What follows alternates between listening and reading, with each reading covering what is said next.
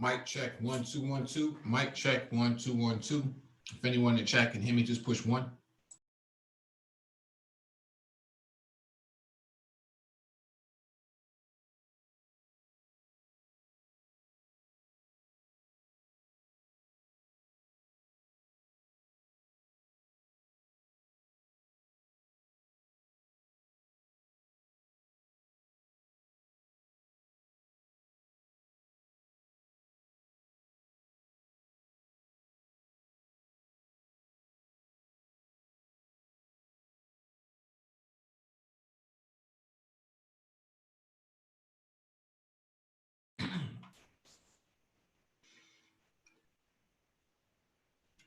All right, I see a 2 from Raining Women. I don't think she can hear me.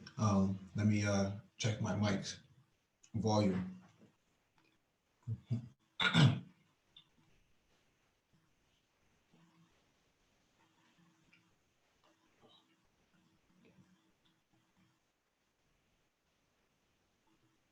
All right, we've had confirmation.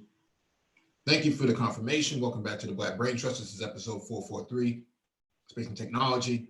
Please hit the like button as you come in, share the video if possible, hit that notification bell so you get all the updates from the Black Brain Trust, including those posted on the community tab. Docket description beneath the video for you to follow along with. If you want to engage in the discussion, there'll be a link in the chat for you to click on. When you click on the link, make sure you raise your hand so that one of us can acknowledge you and advance you to the panel.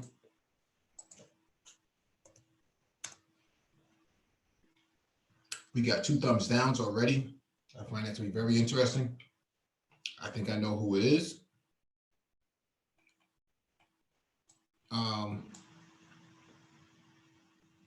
As always, if you're trying to get into IT for the first time, and we offer IT mentorship here.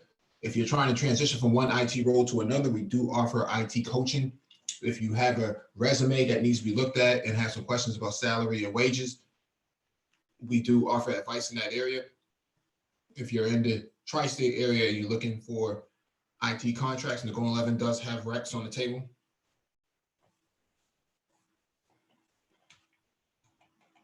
If you are in the need for life coaching, Raining Woman does offer life coaching. Make sure you subscribe to Raining Woman. She is in the chat. Make sure you subscribe to her channel. Make sure we're trying to get her up to 1,000 subscribers so she can break the 1,000 mark. Let me give a shout out to people in the chat before we get started. Q497 was good. Keep it techie, peace. Garrett Zignet, what's going on? Raining Woman, good evening to you, as always. Terrence Forrest Jr., good evening. G. Darius, what's up? Mo Dia, what's going on? Malik.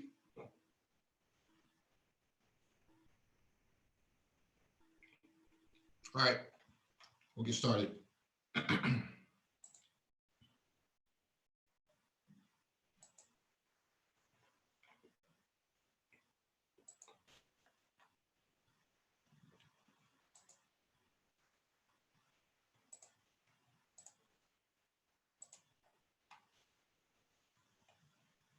All right, first item on the docket is from fastcompany.com. The 2 faces of the smart city.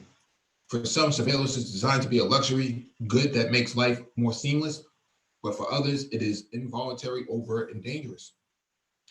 Oh man, this is going to be a long read. Yeah, I'm not going to read this whole thing. We covered smart cities in a live stream last week. This is actually going to be a good read, but we don't have a lot of time, so I'll just cover the first paragraph, give my synopsis on it. 4 years ago, Brandon Harris recounted this anecdote of driving through his mother's Cincinnati neighborhood. While stopped at the intersection, I glimpsed out of my eye a tall Negro dressed in a white tank top, his skin high yellow like my own, crossing the street in what seemed like a beeline toward my car. He was coming from a corner where much wasteful bravado and boisterous ennui takes place. And I felt immediately that familiar sensation, the need to secure my body against potential predators. I was driving an orange car with plastic orange flowers on the dash, the same car I had been driving when when held up at gunpoint not far from the corner 2 summers before. The man sauntered behind my car, and I locked the door. Hearing this, the electronic click on the door locks snapping into place, he looked back at me, and we met eyes as I swiveled my head to watch him.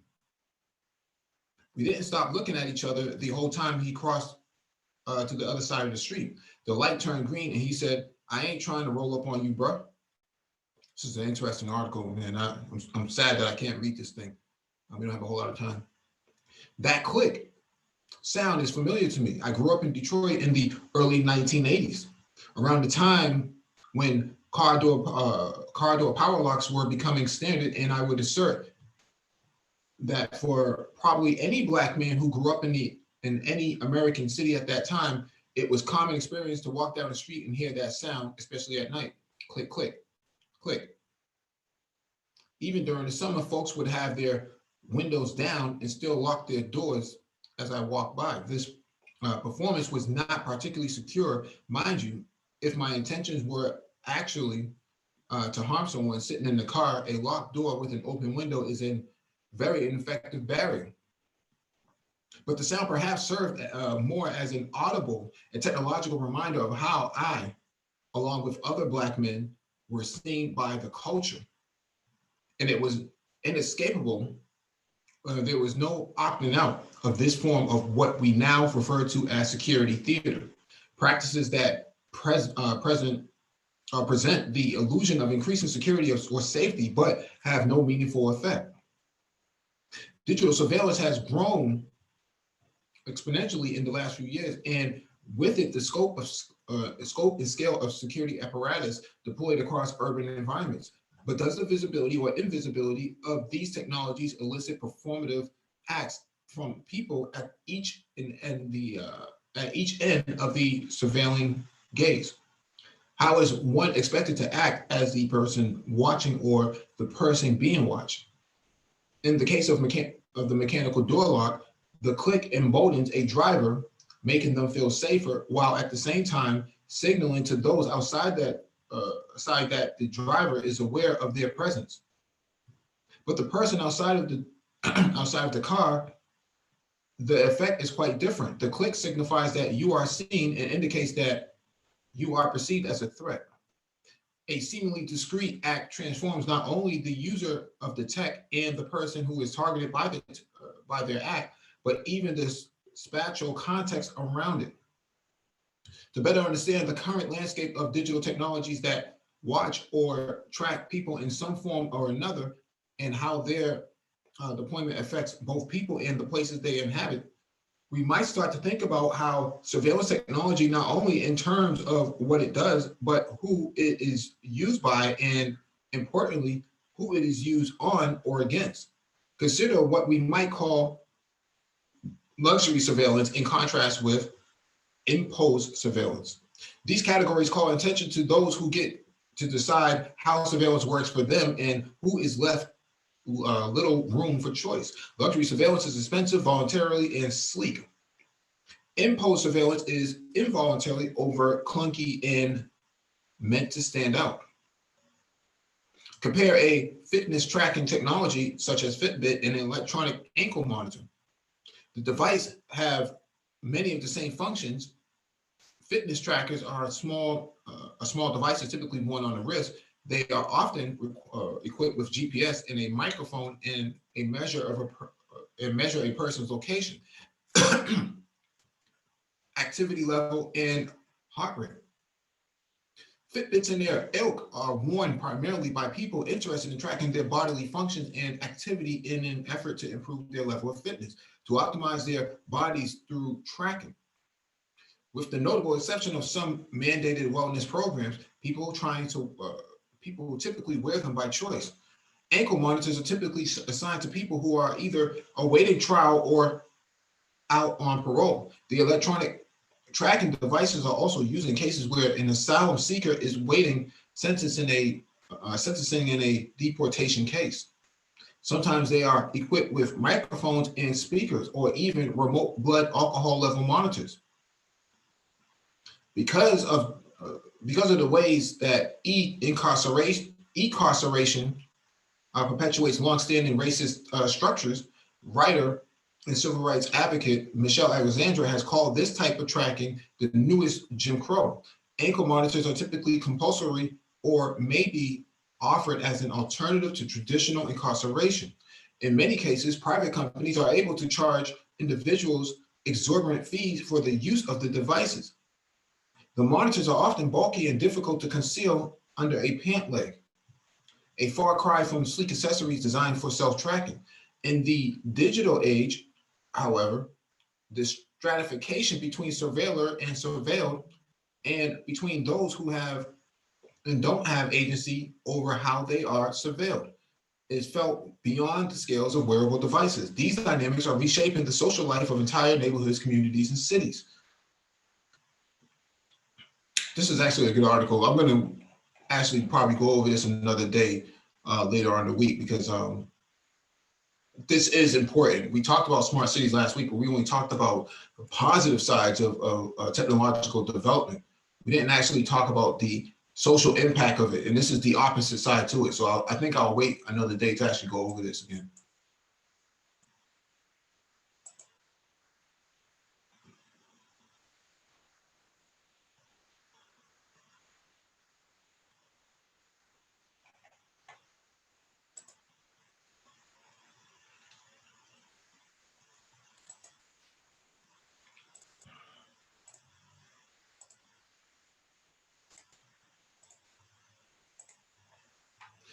All right, next item on the docket is from zdnet.com.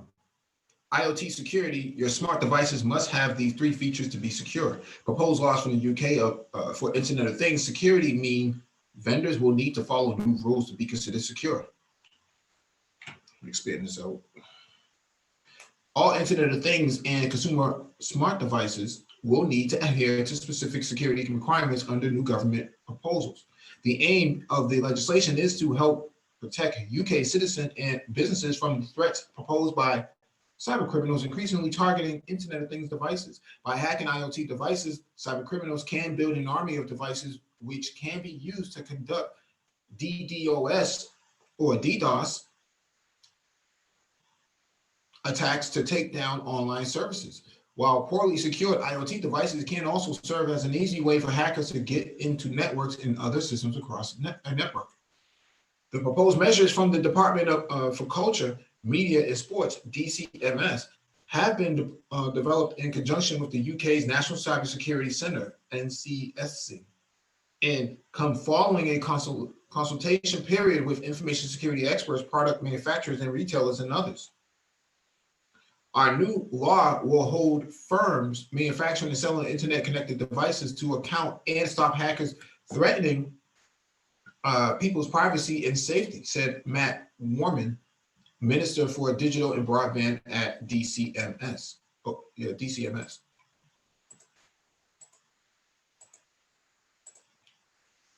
They also follow on from the previously suggested voluntarily best practice requirements, but the legislation would require that IoT devices sold in the UK must follow the three particular rules to be allowed to sell products in the UK. They are: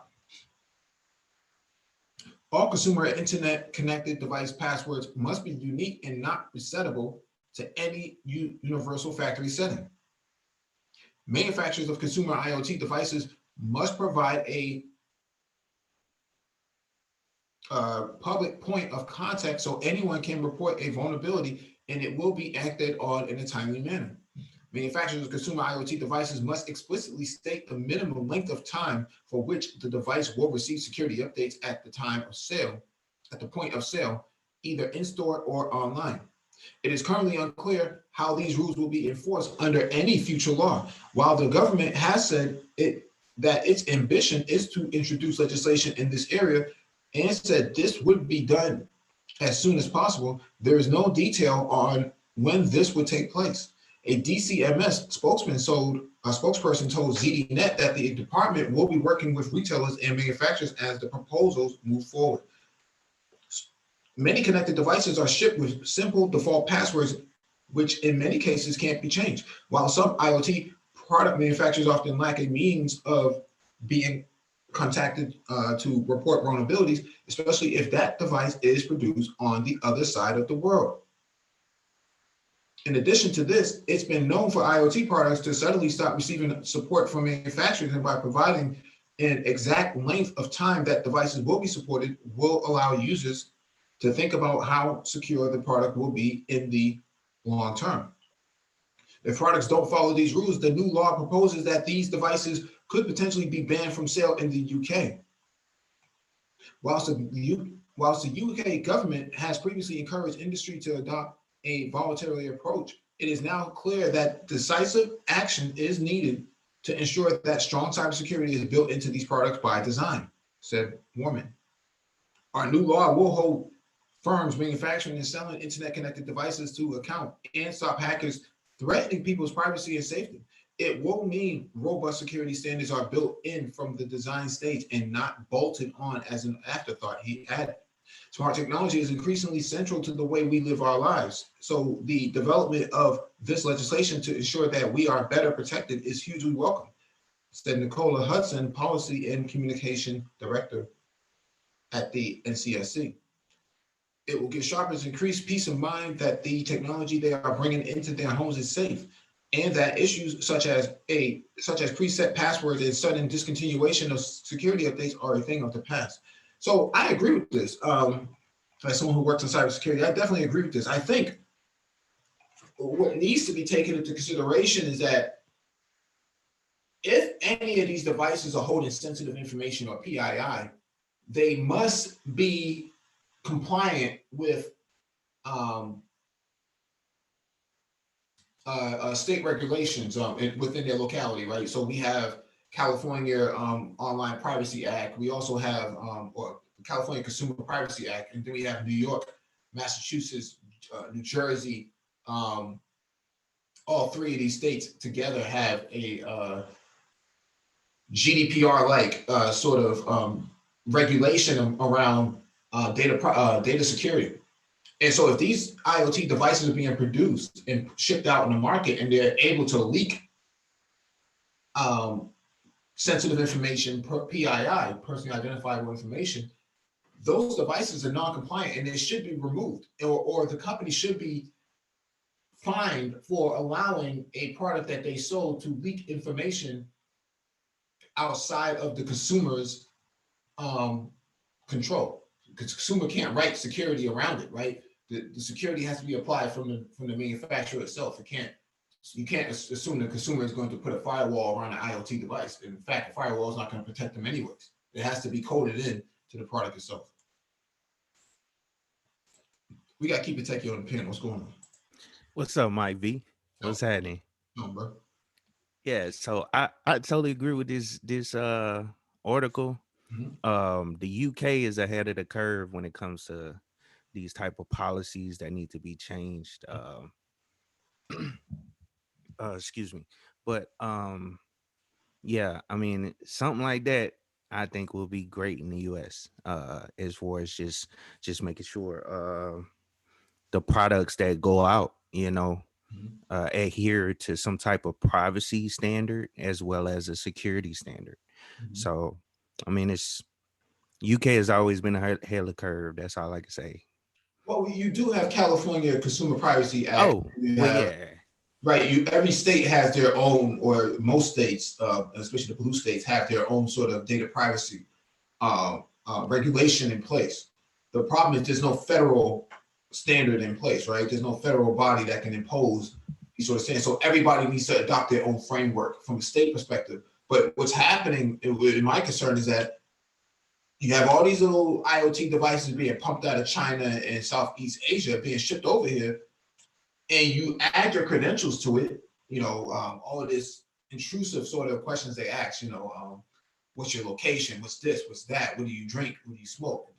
All these sort of maybe sensitive questions, but that information, once you enter it, what happens to it, right? What happens when you put your first name, last name, and an address into there, Exactly. right? It's just So like, oh, go ahead. no, I was just going to say that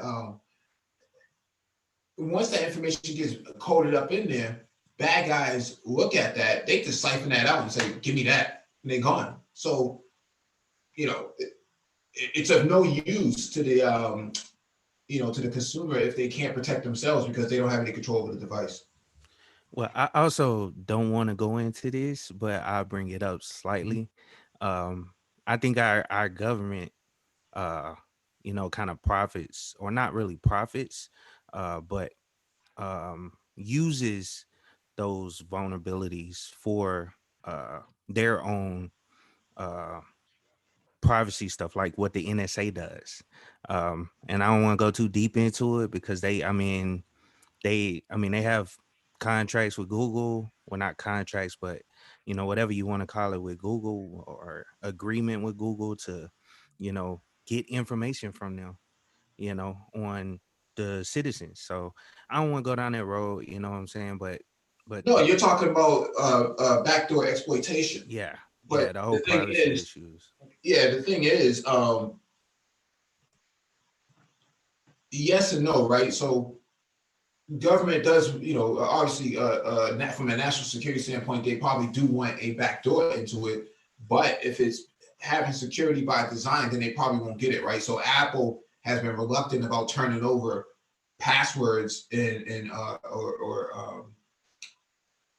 the ability to break into a person's phone for law enforcement at all, right? So they've been kind of two-stepping it with the government in the way that the government doesn't really like it because they can't break into Mm-hmm. it, and so the government finds another way of going about it.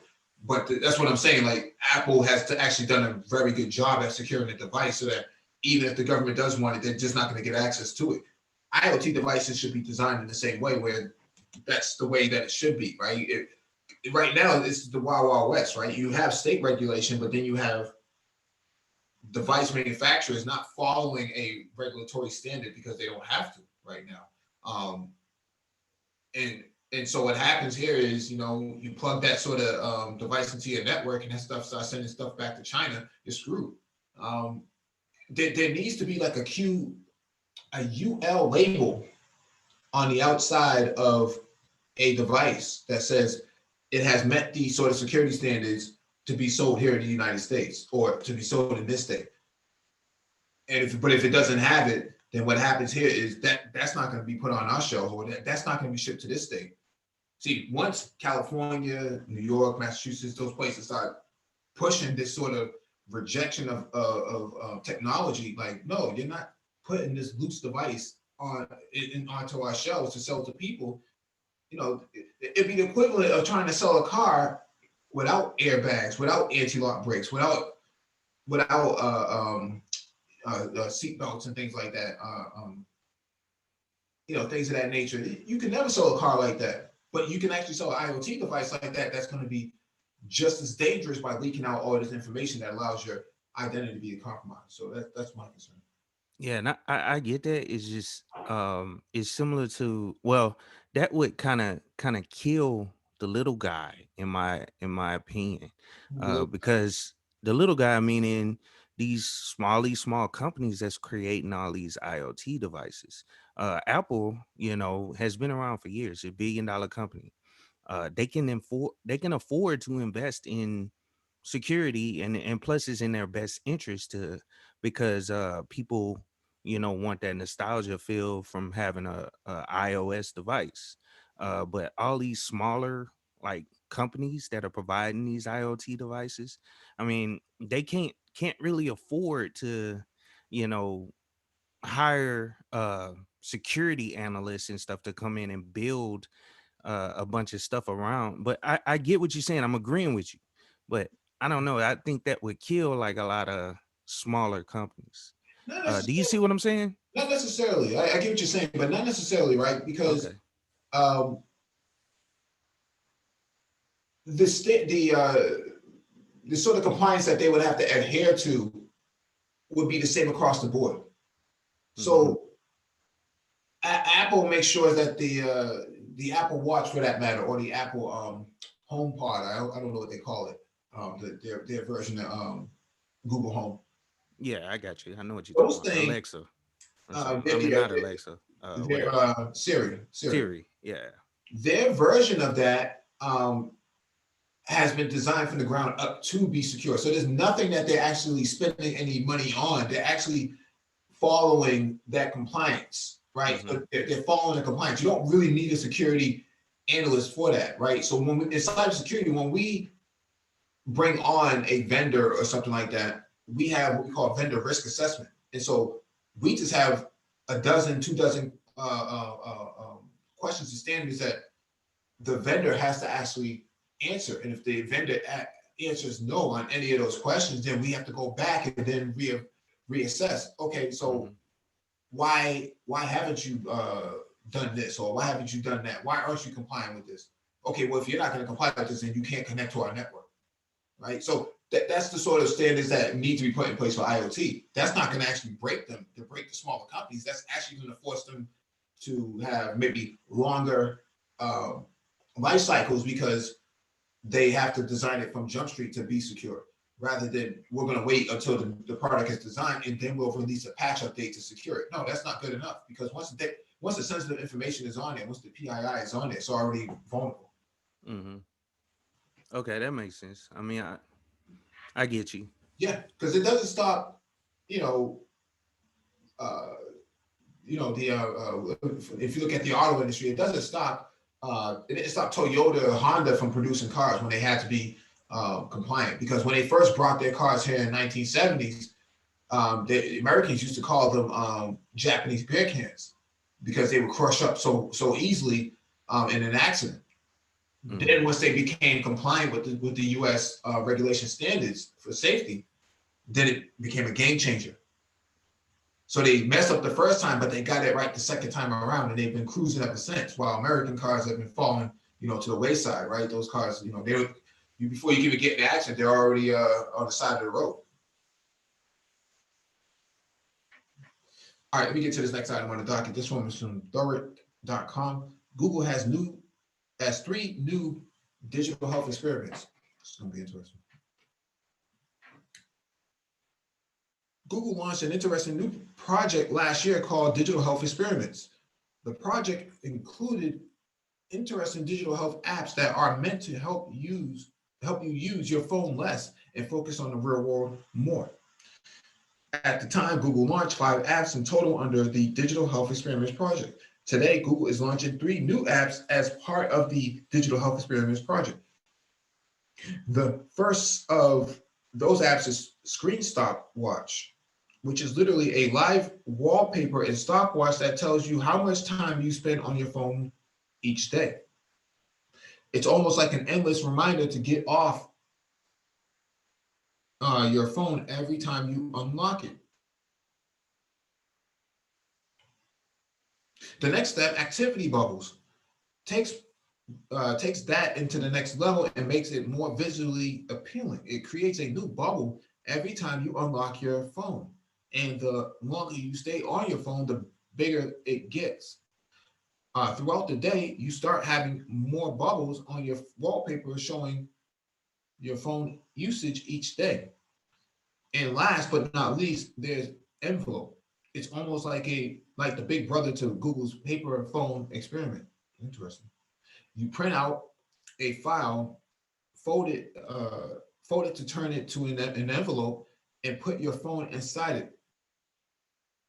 From there, envelope introduces a simple interface on the paper where you can only make calls, check the time, or take a photo, video without seeing the viewfinder.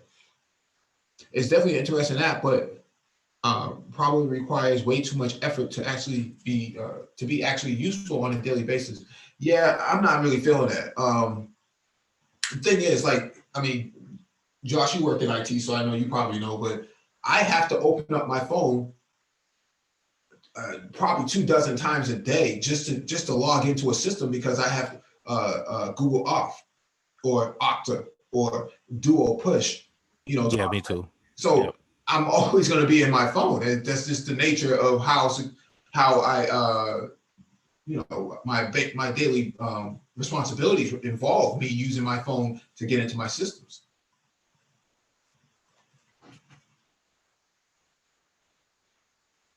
So I don't know if I agree with all of this, man. I think that, you know, maybe somebody maybe sending somebody a text message, you know, from the ISP determining, you know, I mean, not from the ISP, but for Google's push alerts, you know, to the user saying, hey, you know, you spent this much time on your phone, you spent this many days on your phone, this many hours on your phone, this many minutes, this many weeks in a month, this many months in a year. This is how, you know, there has to be a long-term metric as to the usage of the device. It should show it just like a dashboard. But you know, playing you know, net nanny on somebody's phone is not really all that beneficial. You know, you should get off your phone. You know, that's no different than, you know, when you had a game console like Sega Genesis or something like that. You know, your mom would tell you to go outside and play. You know, instead of sitting in front of that console or sitting in front of the idiot box. And the weird part about it, this is making me think about some of the features that they have on Android currently. I have that Pixel phone, and they have it set up where you can set in the phone to go into like a sleep mode or something. It'll put like it'll make the screen almost like ambient light to make you, if you're on your phone late at night, you know what I'm saying, it kind of follow helps you fall asleep, so to speak. I Mm-hmm. never do that. My phone's always on the charger. You know what I'm saying? But Well, Google uh said that you shouldn't put your phone on the charger. oh, that's what they saying? Yeah, they put out an article about that first of the month that you should never charge your phone overnight because it can explode, something to that effect. So, uh, Ooh. depending on where your phone is, sometimes it's on people's nightstands and stuff like that. Imagine it explodes while you're sleeping and you don't have any way of defending yourself, right? Um, it can be it's very tricky. I think that there's ways of what we call trickle charging the phone while you're sleeping, and so that it doesn't just have a rapid charge and then heat up and explode on you in the summertime or something like that. There's different ways of going about this. I just think that they're being lazy about this. I charge my phone overnight as well because it's the best time for me to charge it. Because if I'm doing a live stream and I got the phone in front of me or next to me, the battery is being drained because YouTube is playing in the background or because Zoom is running in the background and it's just draining the battery. And so Mm. by the time the live stream is over, my battery's already dead. So I got to charge it, you know, once I'm sleeping.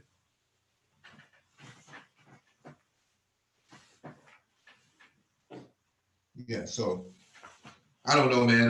Google has you know, their own weird ways of going about handling um, device behavior and stuff like that. So,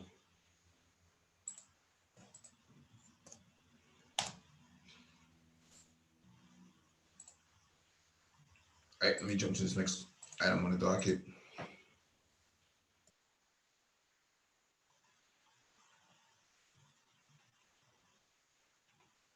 All right, this one is from Seeking Alpha. Continue to expect earnings upside for Intel. Good sign for AMD on Tuesday. Intel reported a blowout quarter. It's a good sign for AMD, which reports on Tuesday. Underlying demand trends look strong. Intel's guidance sounds conservative. So we've talked about this before, Intel versus AMD. Um,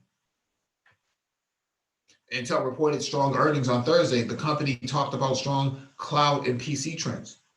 It gave weaker guidance on the second half of 2020. Oh. Still, I think the underlying trends are real-time proof point that AMD should have a good showing on Tuesday. As for Intel, looking for more good entries. Let me show you what we said why we like Intel going into earnings. This will tell you a little about what we look for when we like a company. Ahead of earnings, even though we expected a strong report and a strong guide near term, we expected a weak second half, which is also what played out. Here's what we said on Wednesday to subscribers ahead of the Thursday's earnings. I'll discuss why I like this quarter, but there are some hits longer term. For one, short-term window has a big upgrade cycle that ends in the first half of 2020. I talked about this before. Many companies in 2020 are going to be upgrading, and that life cycle is right about now. That's driving a lot of demand. I think that drives Q1's guidance tomorrow, but it's a shorter term driver. It's not something I can model out longer term. So there's going to be a huge shipment of PCs to a lot of companies, your big Fortune 100, Fortune 500, Fortune 1000 companies, because they're going to be trying to get off of Windows 7 for the ones that are still lingering around, and that's what's taking place now.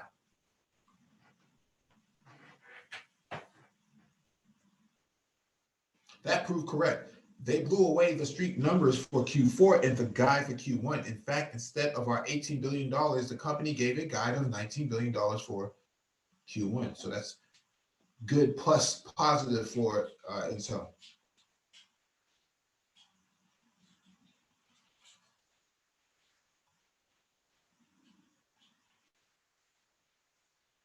All right. What is this?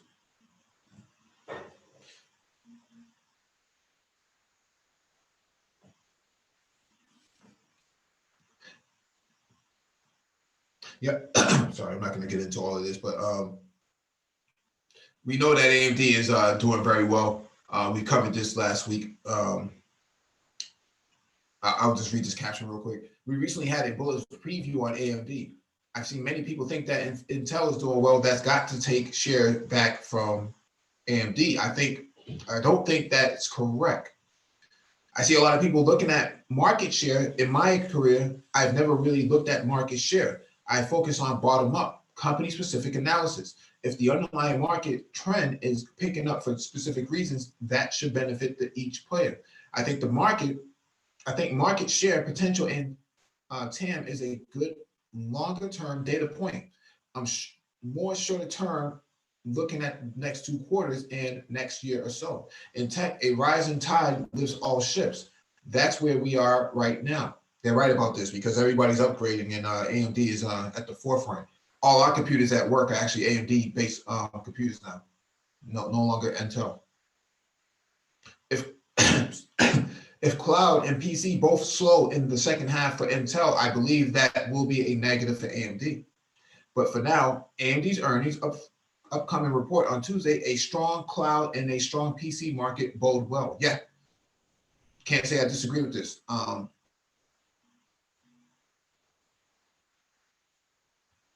We know that AMD struck a deal with AWS, Amazon Web Services, for some new cloud offerings. So they'll be upgrading their computers, their cloud-based systems with AMD processors.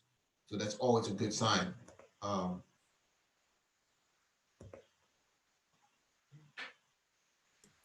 Hey, Mike, man, I apologize. I'm getting a call from work, bro. I'm gonna have to step off. Hey, I'm gonna be back if it don't take too long.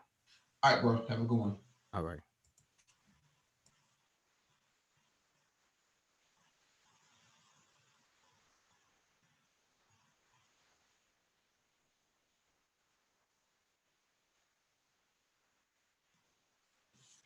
All right. All right, let me jump to the next item on the docket.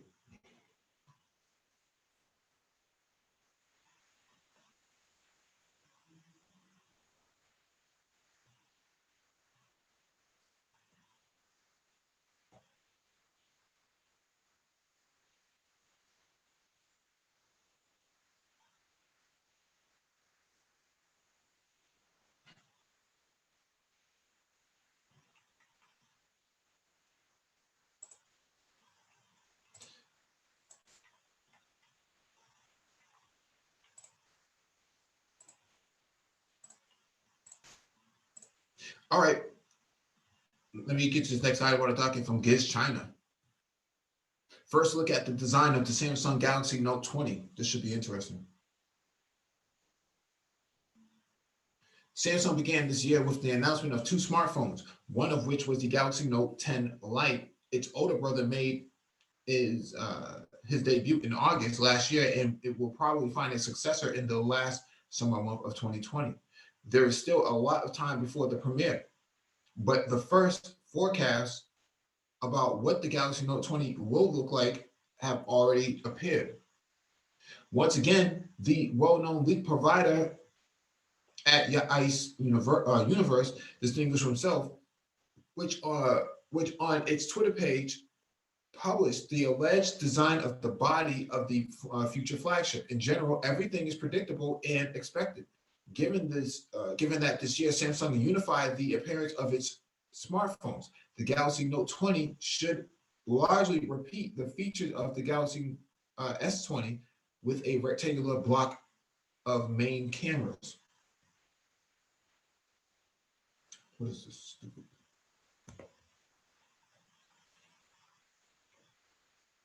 So this is a sketch that was posted on Twitter. It says this may be the framework design of the Galaxy Note 20, which is logical.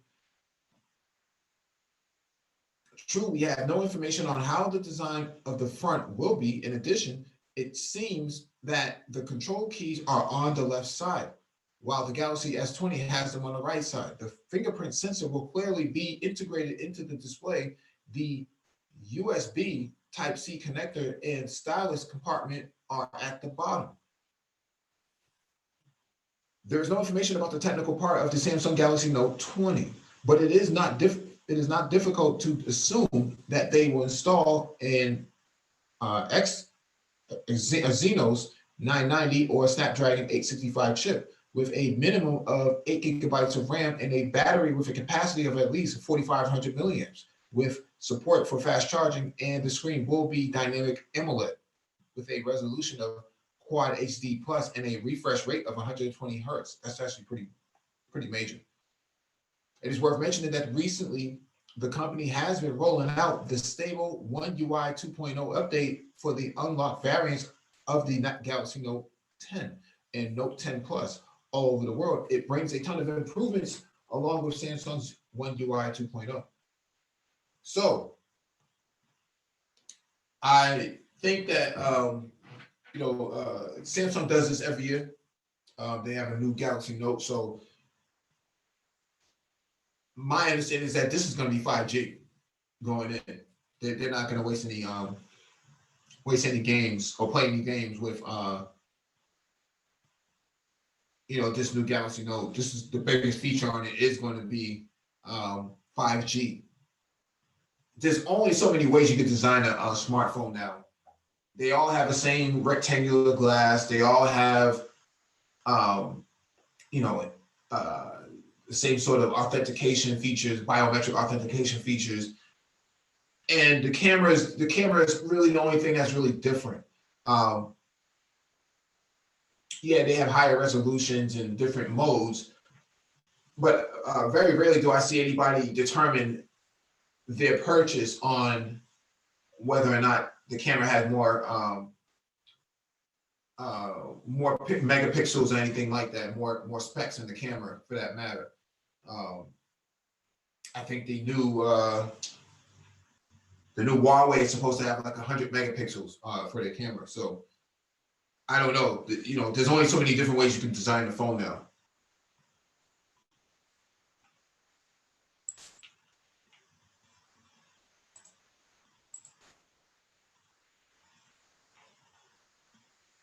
But guaranteed, this phone is going to be $1,000 right out the gate. No way they're going to let that thing go for less than that.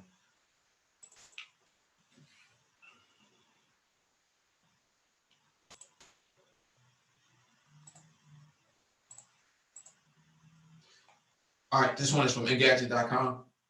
The iPad hasn't killed laptops, but Apple will keep trying.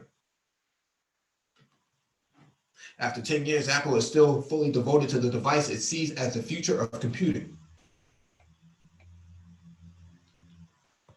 10 years ago, Steve Jobs introduced the last all-new product line that Apple would launch in its lifetime.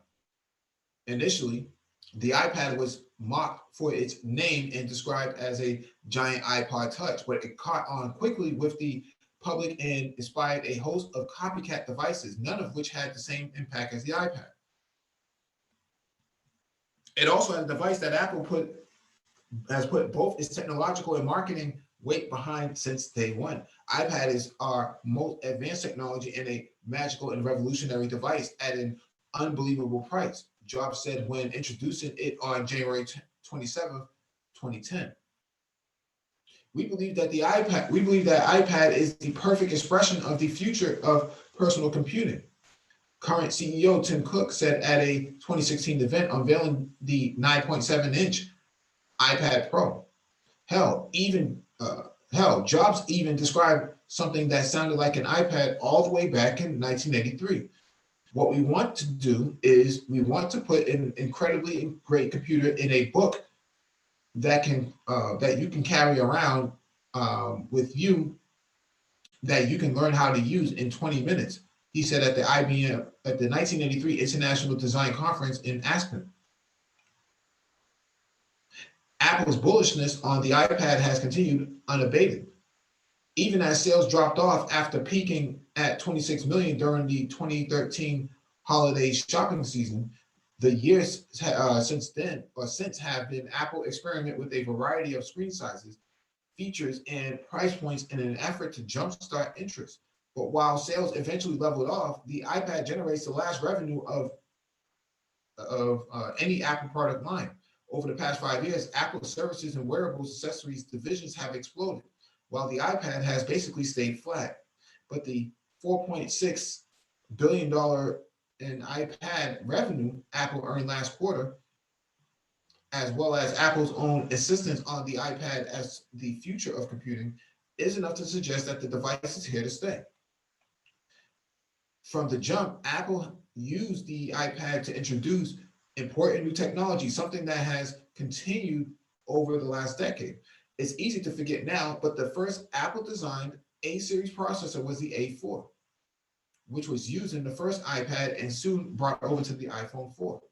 Of course, it turned out that the single core A4 wasn't quite powerful enough as Apple stopped providing software updates to the original after less than 3 years, an uncommonly short lifespan for an iOS device.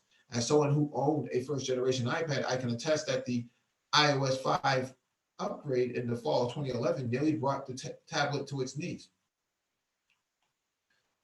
Fortunately, Apple started developing higher performance chips made specifically for the iPad, starting with the A5X in 2012. In more recent years, the A12X processor in the latest iPad Pro compares favorably with some of Intel's more powerful consumer CPUs, at least in some tests.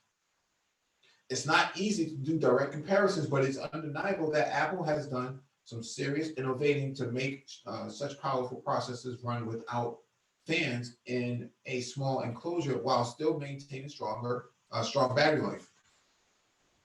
Apple has made great strides in its iPad display technology over the years. The early 2012 refresh was the first large screen device to get a Retina glass screen. Something customers have been asking for since the iPhone 4 arrived in June 2010.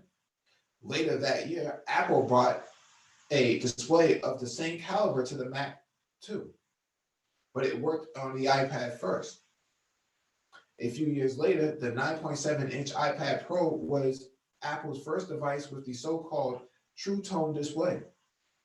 That device included sensors that matched the screen's ambient temperature with that of the light in the room, making the screen more comfortable to read. That tech is now available in nearly all iPads as well as most Macs and iPhones. Of course, Apple wouldn't be Apple if it didn't take years to introduce some technology that many thought was necessary from day one. While the first Microsoft Surface didn't get everything right, the stylus and keyboard cover were both extremely useful accessories from the very beginning. iPad users, on the other hand, had to use third-party stylus and keyboards, many of which were of questionable quality, until Apple finally released its own alongside the 12.9-inch iPad Pro. And it took a few years before those accessories worked with Apple's lower price product iPads as well. It also took Apple years to embrace more advanced multitasking capabilities for the iPad, something it took steps to correct with iOS 9 in 2015, iOS 11 in 2017, and last year's iPad OS release. Those releases have significantly updated the iPad's usefulness, though in a lot of ways it still works best with all your mentioned on a single app, particularly if you're using an iPad with a small screen. Apple has thus far resisted class to bring a multi-windowed Mac-like experience to the iPad, though it did add rudimentary mouse support last fall as an accessibility feature. But it still seems like Apple is going to stick with this hard line between the Mac and the iPad. After 10 years, it would be ridiculous to call the iPad a failure, considering how many units have been sold and how much money Apple has made from it. But it certainly was a more modest success than Jobs might have hoped for. Shortly after the iPad launched, Jobs nailed his famous metaphor comparing iPads to cars and traditional laptops to PCs. Traditional laptops and PCs to trucks, saying he believed that for most people, a car met all of their needs. That clearly has not come to pass for the majority of computer users, but that doesn't mean Jobs was wrong.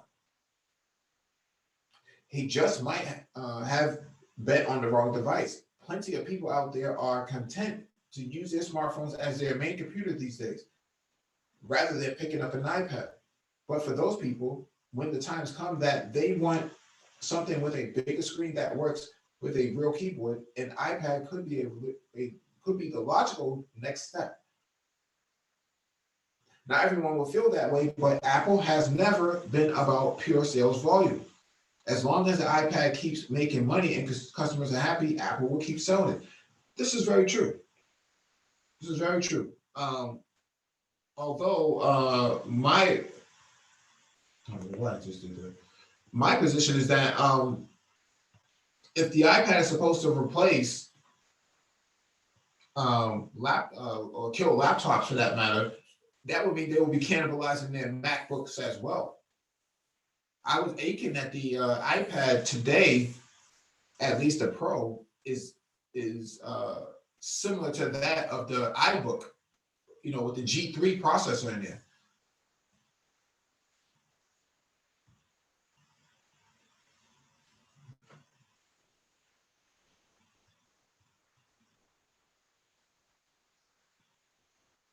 Yeah, I have an HP Elite X2, very similar to the iPad Pro, but runs full Windows and very portable, and it has 5G built into it, so I don't have to worry about any of these things.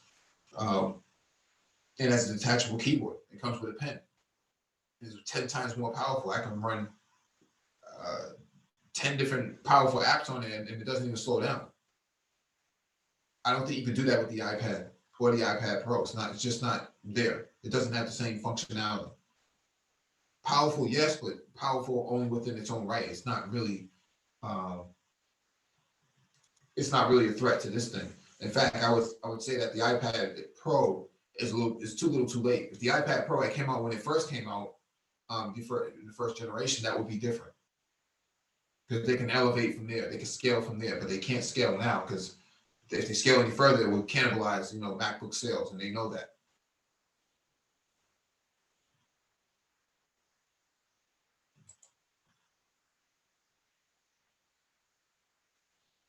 All right, let me jump to the next item on the docket.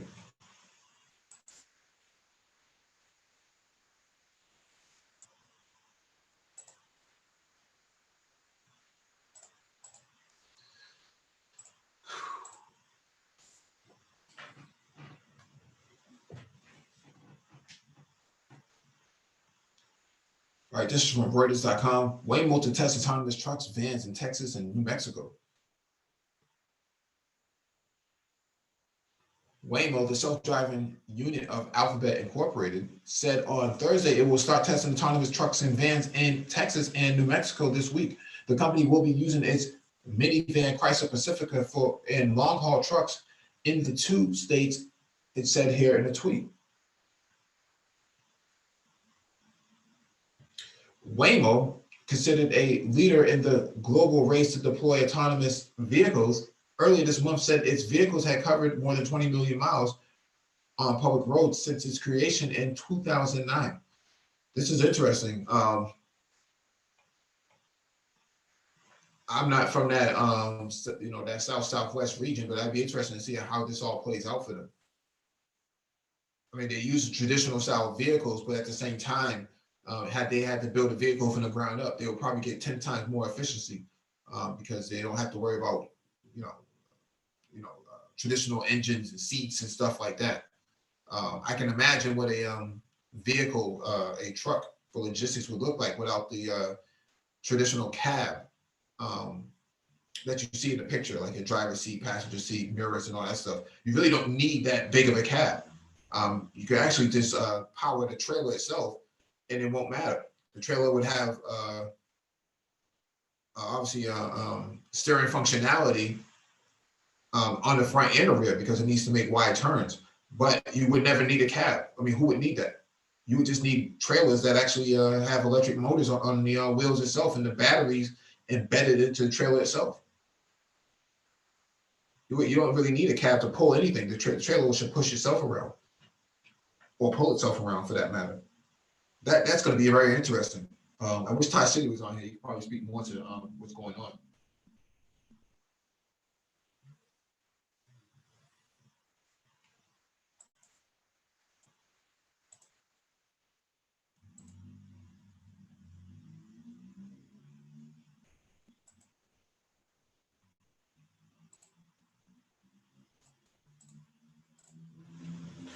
All right, this is from Engadget.com. Department of Energy will invest $300 million in green transportation research. The U.S. Department of Energy has set aside nearly $300 million split across the separate funding opportunities in new grants to promote the development of sustainable transportation tech. The first of the funds will see the DOE's Vehicle Technologies Office offer up to $133 million in grants to groups that pitch new battery, engine, and fuel technologies. The second, meanwhile, has the agency's Fuel Cell Technologies Office prepared to give up to $64 million to support the development of new hydrogen fuel cell technologies. Lastly, the department's Bioenergy Technologies Office has $100 million to finance alternative fuel advancements. The goal here is to support breakthroughs that reduce the cost of biofuels like ethanol. To be considered for a grant, the DOE is asking applicants to first submit a concept paper and then a full application. The first set of papers are due on February 21st, with the final application deadline on April 30th. It would likely be a mistake to ascribe today's funding announcement to a sudden change of heart from President Trump on the subject of climate change. It appears the DOE was instead exclusively motivated by economic concerns to support a growing industry. In the agency's press release, DOE Undersecretary Mark Mezzanese said the Trump administration is committed to providing new energy and efficiency opportunities for manufacturers and consumers that will continue growing this ever-changing market. So this is actually pretty interesting because $300 million is a lot of money to be doled out for research purposes. And so you hear Complex talk about micro transportation is because $300 million. Imagine if Black people just got 10 or $20 million of that to do research on clean energy transportation inside predominantly Black neighborhoods and how it impacts it. It wouldn't be that hard to collect data on what internal combustion vehicle engines produce CO2 wise and pollution wise into these neighborhoods and how it impacts the broader population and why more Black people should actually adopt electric vehicles than gas-based vehicles.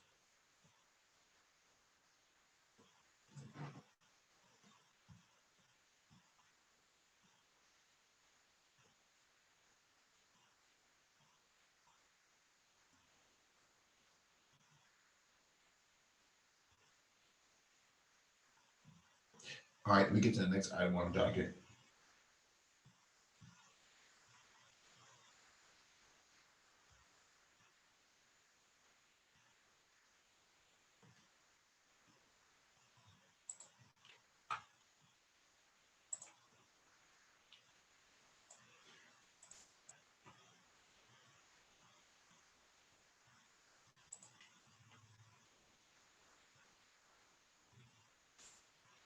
All right, let me play this video real quick. You all should be able to hear this. If you can't hear it, then push 2 in the chat. If you can hear it, push 1.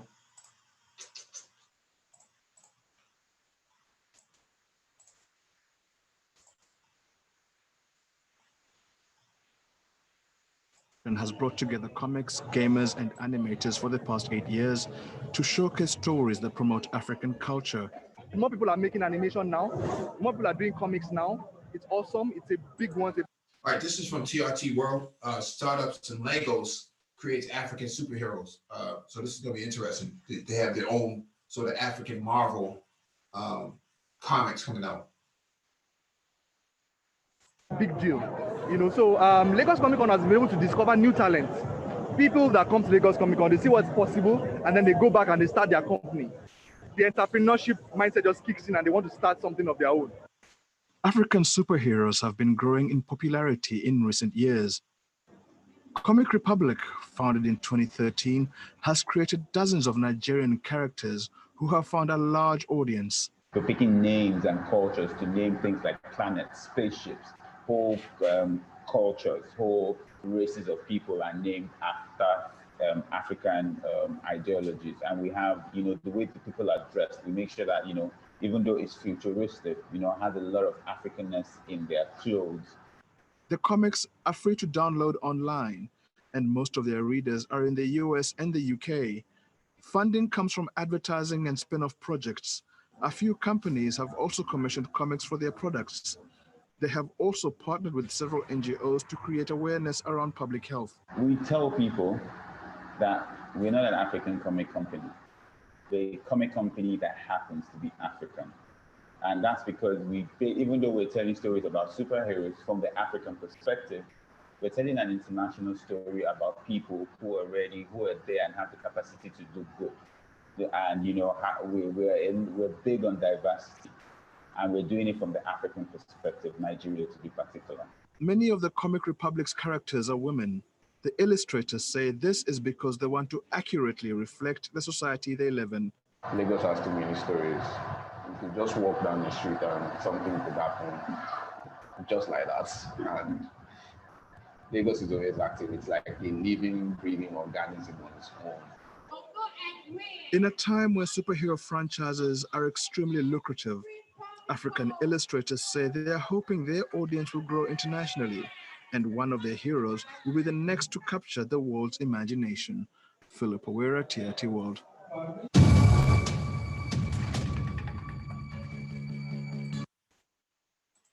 So I actually think this is pretty dope. I didn't even know that they were doing things like this. I had heard about something like this happening before, but I didn't know that they were doing this. And so, yeah, I definitely got to get, an ebook version of it to collect them all, man. Not so much to collect them, but to actually read them in one sitting from one device. So the way how I'm looking at this is that they're making good strides, man. I definitely think that the graphics look dope. The characters look dope. When I say that they would throw, they're going to dominate Marvel, I would say that they're a little bit different from what Marvel traditionally is. But definitely, they're definitely up there, though. They're definitely up there. A Pan-Africanist comic. I just want to see them do one where they take down the colonizer within the comic itself and make it come to fruition.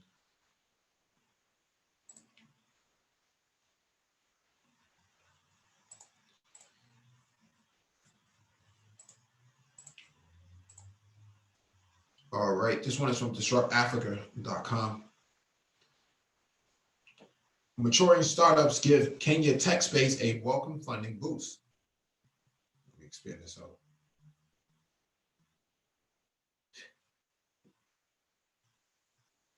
As recently as 2017, we had our concerns about whether or not the Kenyan startup space was developing in the hope for manner. But it seems we needed have worry. According to Disrupt Africa's recently released Africa Tech Startups Funding Report for 2019, 311 startups on the continent raised a grand total of $491,623,400 in 2019, up 46.7% in on 2018. And the country that was responsible for the biggest chunk of the combined funding figure, Kenya, the home of M-Pesa, iHub, and so much excitement from a tech perspective for so many years, but an ecosystem that for a while appeared to be losing its appeal in the face of growth in markets such as Nigeria, South Africa, and Egypt. Over the course of 2019, 45 Kenyan startups banked a record $149,145,000, the most of any African country has ever secured in one calendar year, and up 58.6% on its 2018 total. Indeed, Kenya accounted for 30.3% of Africa's total funds secured in 2019. There were major rounds for a host of startups, the standout ones being the likes of Kapuya, Lori, and Twiga, and BitPesa, now Asa Group. Though there were a host of smaller ones too, but what is behind such growth? Sam Gicharu, Chief Executive Officer of the Nail Lab, believes the growing number of success stories and the fact investors have started to see returns is boosting confidence in Kenyan companies. Because a few investors enjoyed some exit last year, this might have increased investor appetite, he said. Companies like Cellular have shown that it's possible for local tech startups to absorb large ticket sizes. Dr. Bitanj Ndimo, a former permanent secretary at the precursor to Kenya's Ministry of ICT, attributes the growth to investors tiring of the unicorn promise and getting down to basics. Many are looking at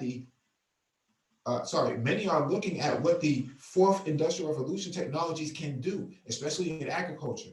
There is promise that blockchain, AI, and IoT will bring new enterprises. I can see the focus on 2020 conferences and what some of the VCs are looking at. Kenya has created some of the necessary legal sandboxes, he said. Miguel Grainer, managing director of VC firm Invested Development, says the growth in funding in Kenya is part of a more global trend in which we are seeing money chase deals and the round sizes going up substantially because of that. I would suggest that the biggest culprit is low and negative yields in global bond markets, he said. That is a very big picture. That is a very big picture reason, of course, but looking at Kenya in particular, Grainer says it is having impact now because of market maturity. So this is this is not westernized English. This is some form of African dialect involved in this. Those of us who took risk on early tech startups 10 years ago have seen that maturation, and now others are stepping in. That is great. The valuations are probably a little out of whack, but that is a global phenomenon, he said. Stephanie Zhu, head of marketing, branding, and communications at Asa Group, agrees with Grainer that the local ecosystem has matured to the point that established startups are now raising bigger tickets. I think this less about individual companies and more about the holistic maturation and growth of the ecosystem at large. Many of these companies ours included, started around 2013, 2015, and have progressively grown through the natural cycles of funding rounds. Most of these companies are at Series B or later now, which are commanding larger rounds of larger rounds, Zoo said, because investors can see the leadership of the entrepreneurs as well as the resilience of and executional ability of these companies. They are willing to put in increased amounts of capital at higher valuations. In many cases, even though the absolute amount is more, later stage investments are lower risk because the companies have proven traction in more concrete numbers. This is very true. This is actually a good statement. Funding foreign founders. Our concern is that the extent to which funding is focused on startups like Asa, Twiga, and Copia that have been launched by non-Kenyan founders, and what potential damage this may do to sustainability of the local ecosystem. Zoo doesn't see a reason to worry. However, the larger rounds are, as expected, later stage companies. A large number of generation of founders who are at Series B and above now were expat founders, which is why it may seem like they are the only ones raising at these bigger rounds. I don't think this is a problem, just a matter of time, she said. Grainer, however, thinks there is a bias issue. How do you measure a strong team? What qualifications are you using? Oxford, Harvard degrees, experience at global startups or big five consulting firms? There is tremendous technical and managerial talent in Kenya and East Africa overall, but most investors haven't figured out how to gauge that easily. So what they're talking about here is what is the metric to determine the performance of a startup, right? Going from incubator status all the way up to Series A, Series B, Series C funding. How do you determine a company's worth invested into if you don't have a metric to measure that out? What is the Kenya pedigree that you are looking for? I've learned over the years that some high schools in Kenya have powerful networks that give some alumni a competitive advantage. That isn't something that most investors are looking at. They don't think about high school networks that much because it's not something we would do in the US or EU. So what they're showing here, what they're saying here in this paragraph is that there's a disconnect in how they tap into grade school talent. And so in the US, we don't really look at high school students in the same way we look at full-grown adults in college. And so what happens here is the money that in the US gets pumped into Harvard, Stanford, MIT startups, or the startups coming out of these institutions. But it will behoove investors to actually start going down a little bit lower, down to the junior and senior level in high school, because that's where a lot of hidden talent is. Successful Kenyan founders will help create a pattern for investors to follow, according to Grania, but that takes time. In the meantime, expect investors to pile into the foreign-led companies that with strong pedigrees. And yes, that is a problem. But if they hire local talent and build up from there, it will also be a solution in the long run. So what they're talking about doing is people who went to these D1 schools actually come back and hire local talent through their startups, rather than worry about a talent shortage.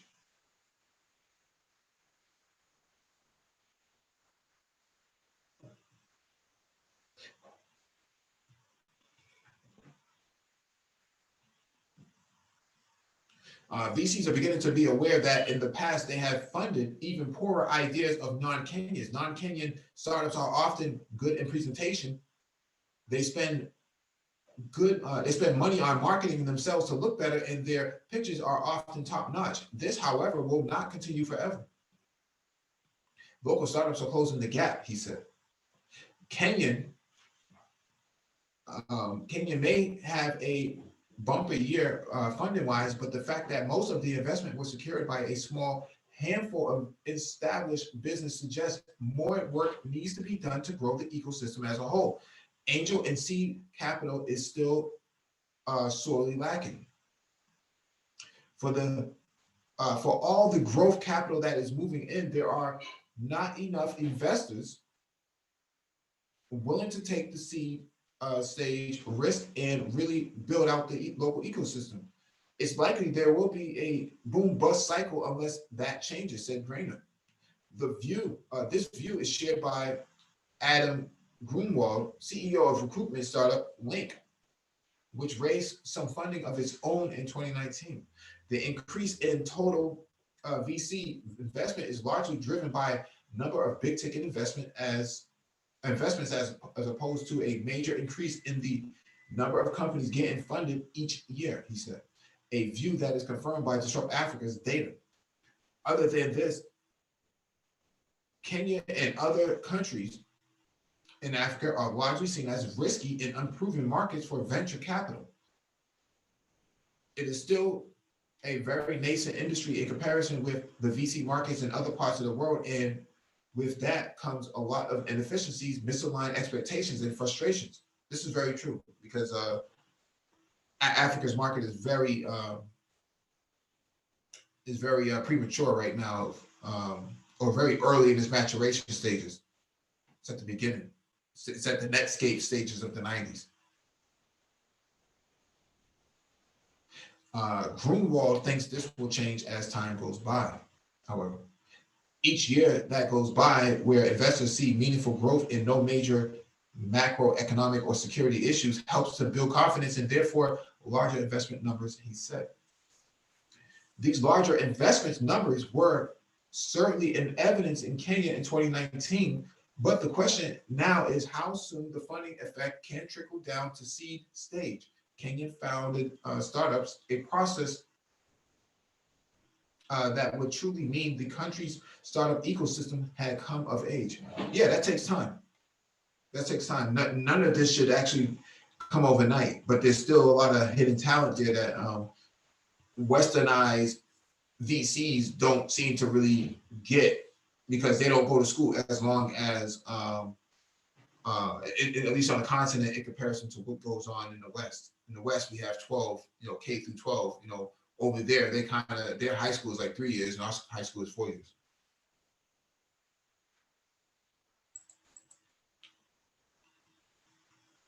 All right, let me jump to the next item.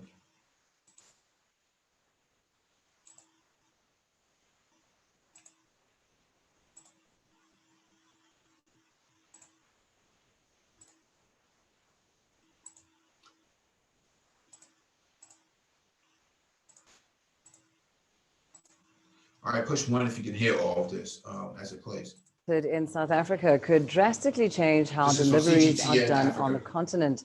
CGTN's Julie Shire takes up the story of a German company that's using electric-powered bikes to provide cost-effective, safer, and greener delivery solutions in Africa's most industrialized economy. Sharpeville community was looking for a way to move their trash. They approached the Gauteng provincial government and were presented with electric cargo bikes made by a German company called Anywhere.Berlin. So they've been designed and made for Africa. Our motto is forget roads, meaning that instead of spending a lot of money investing in making a road, this vehicle can actually offset that by being built for off-road. So rural villages, townships, anywhere where there are no good roads, these bikes can actually be used with ease. The bikes transport up to 150 kgs worth of goods and are easy to navigate. An overnight charge keeps the bike going for 40 kilometers. A reliable power supply is a challenge for many African countries.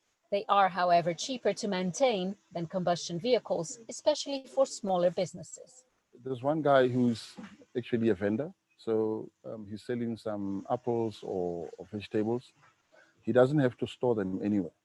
So you can come to a space where you actually sell them and do his business. And then after that, take them back home. Yeah, we're having an operation in Kenya where they are transporting water from the plant that is converting that water from seawater into drinkable water. And then that project is actually making it easy for villagers to access this particular water. The e-cargo kits are manufactured in Germany and sent to Sharpeville to be built by mostly a female team. We didn't know anything. We got to be trained by the Germans on how to do everything on this bike, from welding, electrical, and the fitting and everything. It's mainly done here in Sharpeville, and we hope that it will bring change because we're hoping that we can make as many franchises as possible in teaching people how to do this in other provinces. This is the first micro factory in Africa where they produce about 10 cargo bikes a month. They want to take this concept to the rest of the continent. Julie Shire, CGTN, Sharpeville, South Africa. Right. And so Complex Design has talked about this many, many times on his channel. Complex has said, you know, microtransportation is going to be the way forward. This one micro transport vehicle actually does 40 kilometers on a full charge. 40 kilometers is quite a distance in a place that doesn't have paved roads. And so, you know, and it carries 150 kg. So 150 kg. So it does 24 miles, which is actually considerable. I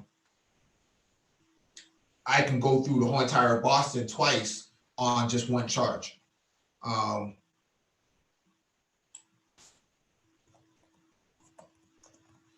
And from a weight capacity perspective for cargo, it carries up to 300 pounds, right? So it can go for 24 miles. It can carry up to 300 pounds. This is the equivalent of a small combustible engine car, petrol-based engine car, but it does it efficiently without any sort of pollution. And it can carry people too. If you look at the video, it actually shows that this, if you take the cargo box off, it actually carries people laying down on there. So it can actually carry kids to school and things of that nature. Or the variety of logistics that it can carry: water, agricultural goods, shipping goods. It handles that last mile where trucks can't get into. So UPS, FedEx, DHL, all those companies, you know, when you factor in all of the, you know, this new startup, this new emerging online purchasing culture that they have coming out there, someone has to finish that last mile. And so that's where these little contraptions come from. It was designed in Germany, but it's actually being assembled inside the continent. And so they plan on flooding the continent with these sort of vehicles. I think this is dope. But yeah, Complex has talked about this before, Space Cowboy. He says that we didn't get a chance to get to the open source electric vehicles. That's something that we'll probably have to do this weekend. But the point of the matter here is that this is how, this is the sort of game that's being run now.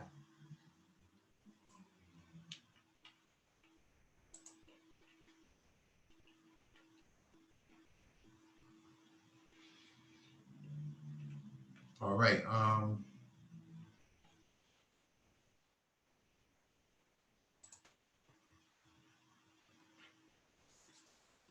Let me breeze through the last ones and then we'll close out.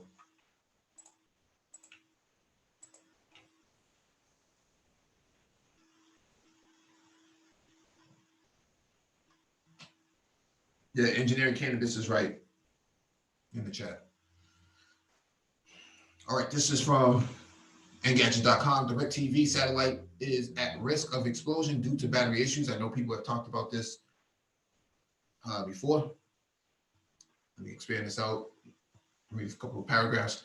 DirecTV has 1 month to remove a satellite from geostationary orbit so it doesn't take other satellites down with it if it ends up exploding. The AT&T owned TV service fears that its Spacewave 1 satellite, a Boeing 702 HP model, might explode due to battery issues that started manifesting in December. According to Space News, DirecTV explained in an FCC filing dated January 19th that an anomaly caused significant and irreversible thermal damage to the satellite's batteries. The company already switched the batteries off and has been operating Spacewave 1 using power generated by its solar panels. However, it's expected to pass through Earth's shadow in late February, where only batteries can serve as its power source. That's why DirecTV has to send it 300 kilometers above the stationary orbit. at a place where satellites go to die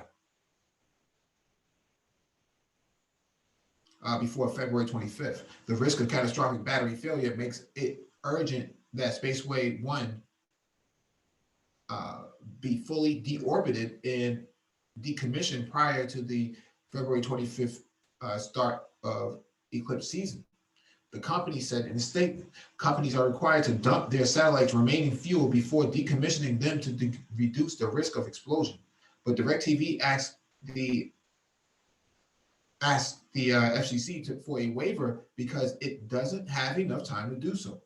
It takes 2 to 3 months to dump fuel from similar satellites, especially since DirecTV has put in enough for Safeway 1 to stay in service until 2025.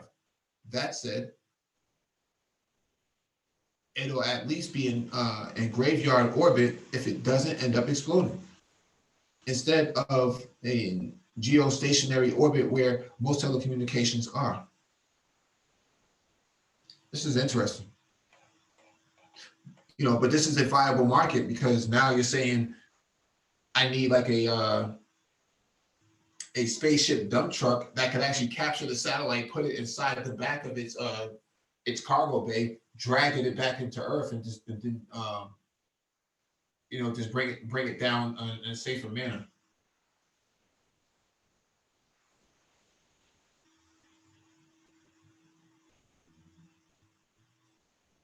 Yeah, Jay Green is right. Yeah, Boeing is going through it, man. They're getting hammered this year. They're gonna lose a lot of money on everything.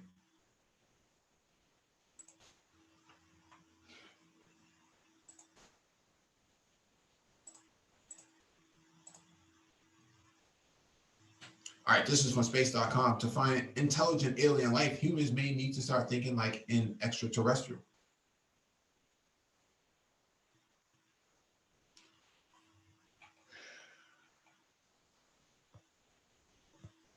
Oh man.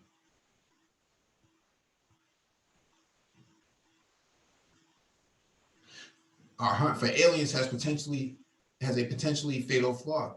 We are the ones searching for them. There's a problem because we are a unique species, and alien-seeking scientists are at an even stranger and more specialized bunch. As a result, their all-too-human assumptions may get in the way of their alien listening endeavors. To get around this, the Breakthrough Listen Project, a $100 million initiative scouring the cosmos for signals of otherworldly beings as part of the search for extraterrestrial life setting, is asking anthropologists to help unmask some of these biases. It's kind of a joke at Breakthrough Listen. Claire Webb, an anthropology and history of science student at the Massachusetts Institute of Technology, said here on January 8th at the 235th meeting of the American Astronomical Society in Honolulu. They tell me we're studying aliens and you're studying us. This is interesting. Since 2017, Webb has worked with Breakthrough Listen to examine how SETI researchers think about aliens, produce knowledge, and perhaps inadvertently place anthropocentric assumptions into their work. She sometimes describes her efforts as making the familiar strange. For instance, your life might seem perfectly ordinary, maybe involving being hunched over at a desk and shuttering electrons around between computers, until examined through an anthropological lens, which points out that this is not exactly a universal state of affairs.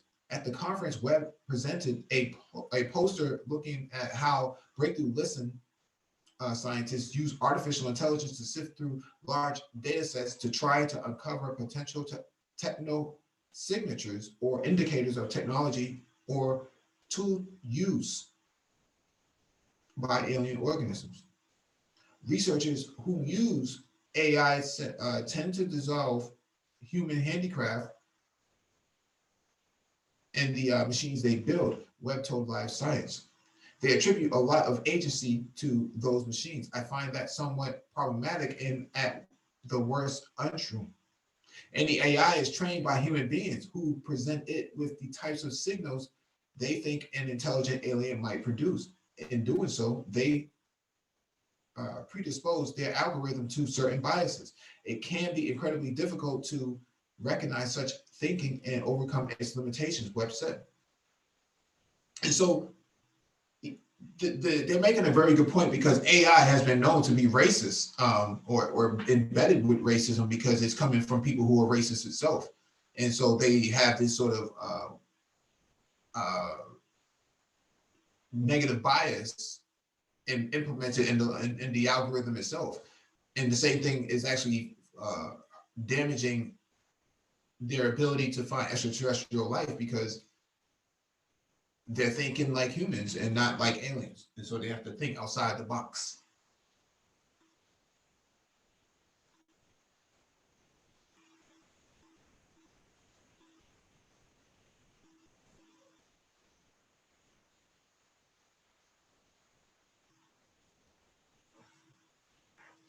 All right.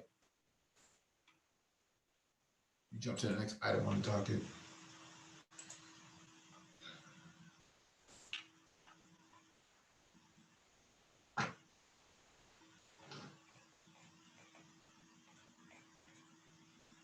We covered this last week, so I'm not gonna go over that, but I'll go over this.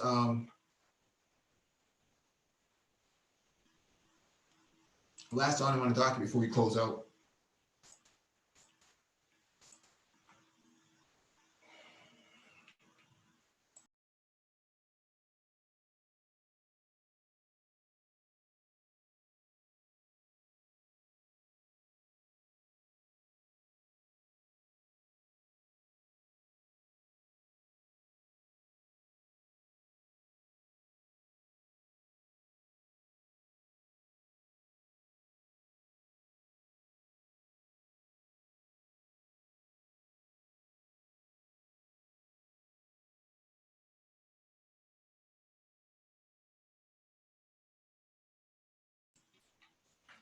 All right, this one is from medium.com. Data violence and how bad engineering choices can damage society.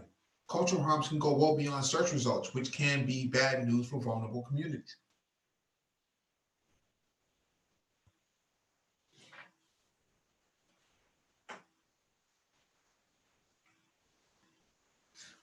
I'm not going to read this whole thing. This is 12 minutes. I'm only going to read just a few paragraphs to give you an insight as to what is being said here. It's February 2018, and a small group of Harvard researchers are standing on a stage in New Orleans unveiling a system that automates the detection of so-called gang crimes. A wave of concern ripples through the audience. Data on criminal activity is notoriously unreliable and often subject to manipulation and misclassification. In one notorious case, a California state database of gang members was found to contain at least 42 babies. The Harvard researchers didn't appear to have questioned the integrity of their source data and hadn't thought through the unintended consequences of implementing a system like this. They hadn't acknowledged the problem of racial profiling or damaging innocent people who are wrongly identified. In fact, they hadn't considered any of the ethical obligations at all. When asked how the tool would be used, one of the project's computer scientists confessed he didn't know. "I'm just an engineer," he said. This kind of response is a cop-out, and the audience knew it. If you have the temerity to insert your work into a political issue that, by and large, doesn't immediately affect your life, you should also be prepared to accept the consequences, or at the very least, answer a few hard questions. To the credit of advocates, journalists, and academic researchers, issues of fairness and bias in the algorithmic and data-driven systems that govern our lives have recently taken on an increasingly sense of urgency. This heightened awareness allows people to challenge this work immediately, whether in the room or online. It's a conversation that is essential for constructively scrutinizing technology and the role we want to play in our world. But the problem here isn't only one of biased data sets or unfair algorithms or in of unintended consequences. It's also indicative of a more persistent problem of researchers actively reproducing ideas that damage vulnerable communities and reinforce current injustices. Even if the Harvard team's proposed system for identifying gang violence is never implemented, hasn't a kind of damage already been done? Wasn't their project an actual culture, an act of cultural violence itself?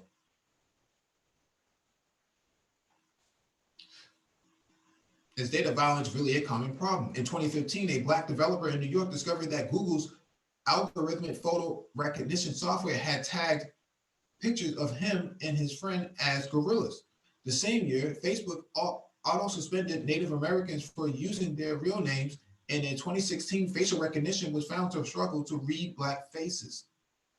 Software in airport body scanners has flagged transgender bodies as threats for years. In 2017, Google Translate took gender-neutral pronouns in Turkish and converted them to gender pronouns in English with startling biased results. Violence might seem like a dramatic way to talk about these accidents of engineering and the processes of gathering data and using algorithms to interpret it. Yet, just like physical violence in the real world, this kind of data violence occurs as the result of choices that implicitly and explicitly lead to harmful or even fatal outcomes. Those choices are built on assumptions and prejudices about people and intimately weaving them into processes and results that reinforce biases and, worse, make them seem natural or given. Take the experience of being a woman and having to constantly push back against rigid stereotypes and aggressive objectification. Writer and novelist Kate Zambrano describes these biases as ghosts, a violent haunting of our true reality, a return to these old roles that we play, that we didn't even originate. All of the ghosts of the past, ghosts that aren't even our ghosts. Structural bias is reinforced by the stereotypes fed to us in novels, films, and a pervasive culture narrative that shapes the lives of real women every day. Zambrano describes.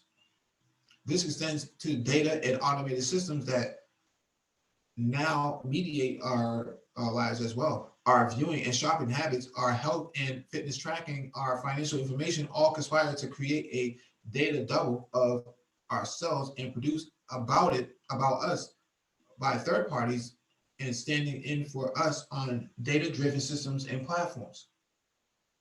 These fabrications don't emerge de novo, disconnected from history or social context. Rather, they are often picked up, unwittingly spit out a tangled mess of historical conditions and current realities.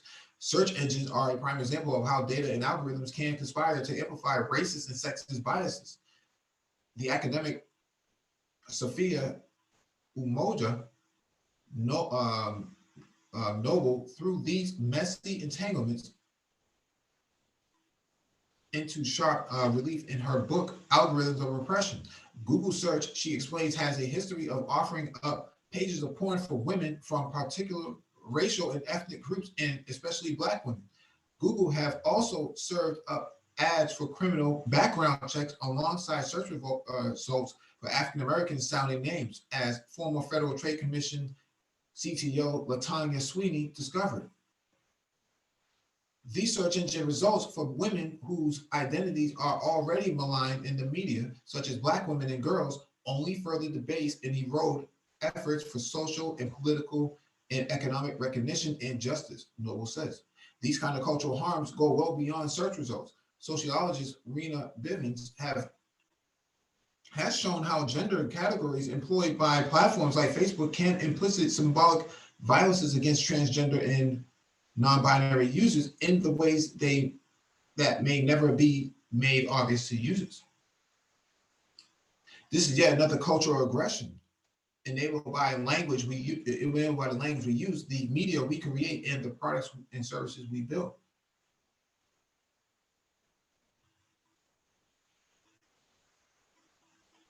Discussions of all of these cases quickly veers towards fairness, accountability, and transparency. A kind of forensic instinct kicks in. How technically did this happen? How technically can we prevent it from happening? Many of those involved are engineers, researchers, and computer scientists who view these as primarily technical issues and therefore focus on technical solutions such as algorithm auditing. But if we continue to ignore the social dimensions of a problem in favor of technical solutions, we risk trapping ourselves in a continual game of technical whack-a-mole. Very true. It's almost never possible to evaluate the utility of an algorithm by looking at the code or measuring it against a mathematical formula. Computational social scientist J. Nathan Matthias points out, to evaluate the risk of benefits of an algorithm, we need to study its impact in people's lives, whether in controlled lab conditions or in the wider world.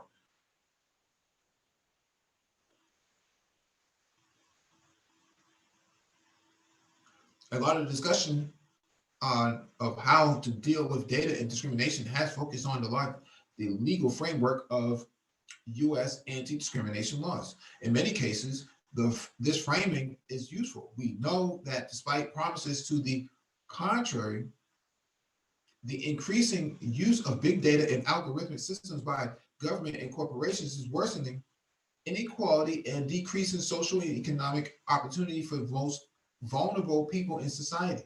Kathy O'Neill's best-selling 2016 book, Weapons of Math Destruction, describes how biases and algorithms used in hiring or evaluation can cost people jobs and how opaque and possibly illegal criteria may lead an automated risk assessment system to unfairly deny some people access to bank loans.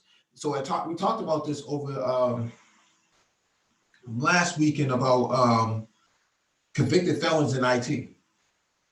And I talked about how a background check was run on me, a DBA, a drug and background assessment, or a DBI, a drug and background investigation, was run on me, and it pointed me to a convicted felon that was not me. And it was actually sure about actually terminating me because that's what the data said. That's what the results came back for them. They didn't even bother verifying it. They just looked at the first name and last name. They didn't even look at a social security number, which is a unique identifier to every citizen within the country. And so they went off based off of what the computer results or the AI gave them. And they said, we have to let you go, but let me go based off of what the computer says or based off of what your assessment was. They didn't bother doing the research themselves. They just waited for whatever the computer spit out. And so that ultimately almost cost me a job.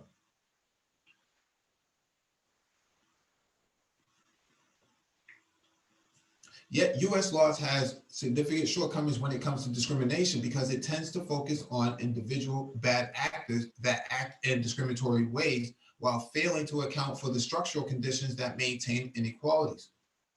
The law is also only equipped to handle discriminatory acts after they've occurred, rather than intervening in proactive or progressive ways.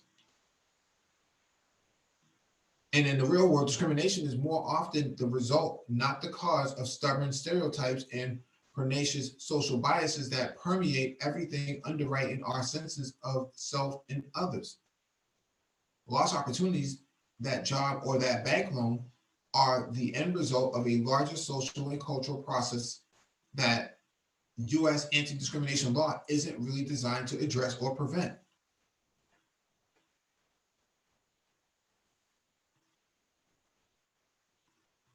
At the turn of the millennium, the U.S. Food and Drug Administration deployed an automated system to detect fraud in the Supplemental Nutrition Assistance Program, SNAP, a federal aid program that provides food buying assistance to people on low incomes. In 2002, that algorithm inadvertently banned multiple Somali markets from accepting benefits.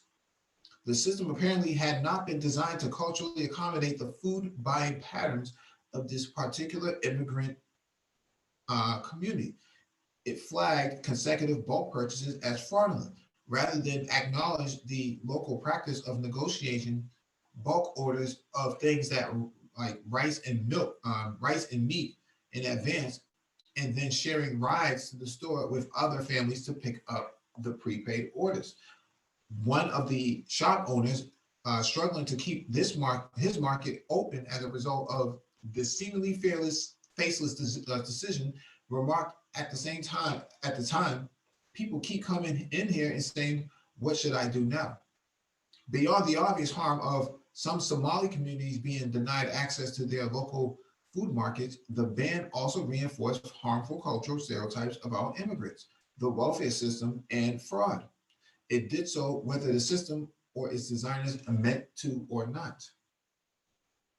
The term cultural violence was first developed by the veteran sociologist Johann Galtung.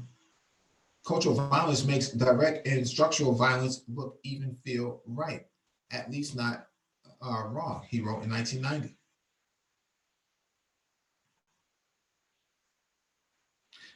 Neither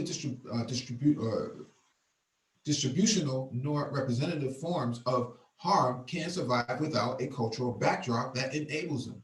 Pernicious racist or ethnocentric ideas that entire countries or regions are shitholes, for example, perpetuate violence by justifying extent inequalities, supporting destructive policy, or rationalizing physical harm.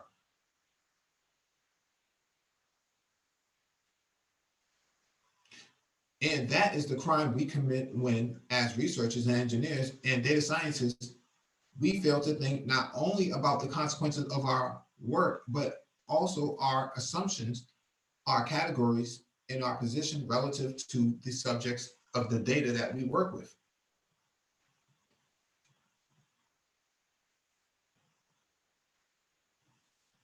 Less than a month before the Harvard computer scientist accurately defended his work on an automated gang crime system, President Donald Trump delivered his first State of the Union address. During the address, Trump fixated, as he had done many times during his campaign, on gang crimes committed by MS-13, a youth gang that operates in the United States and Central America. He asked Congress to close the deadly loops that have allowed MS-13 and other criminals gangs to break into our country. But while MS-13 is a significant problem in El Salvador, Honduras, and Guatemala, the group's U.S. presence is small, and it isn't clear that its U.S.-based members are primarily immigrants.